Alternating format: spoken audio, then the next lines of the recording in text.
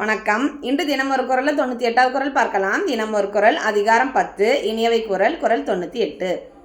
சிறுமையுள் நீங்கிய இன்சொல் மறுமையும் இம்மையும் இன்பம் தரும். சிறுமையில் நீங்கிய இன்சொல் மறுமையும் இம்மையும் இன்பம் தரும். குறள் விளக்கம். பிறருக்கு துன்பம் விளைக்கும் சிறுமையிலிருந்து நீங்கிய இன்சொற்கள் வழங்குவோனுக்கு மறுமையும் இம்மையும் இன்பம் தரும் என்பது இதன் பொருள். இன்னும் எளிமையாக சொல்லணும்னா, யார் ஒருத்தவங்க மற்றவங்களுக்கு நல்ல சொற்களை கூறி நல்ல பயனுள்ள செயல்களை செய்துட்டு வராங்களோ அவங்களுக்கு வாழும்பொழுதும் அவங்க வாழ்ந்த பிறகும் இன்பம் அளிக்கும். அவங்களோட புகழ் அவங்க மறைந்த பின்பும் ஓங்கி நிற்கும் அப்படின்னு சொல்கிறாங்க. அதாவது மற்றவங்களுக்கு நன்மை அளிக்கக்கூடிய நல்ல சொற்கள் சொல்லிட்டு வாழ்ந்து வரவங்க அவங்க வாழும்பொழுதும் வாழ்க்கைக்கு அப்புறமும் அவங்க புகழ் நிலைத்து நிற்கும் அப்படின்னு சொல்கிறாங்க.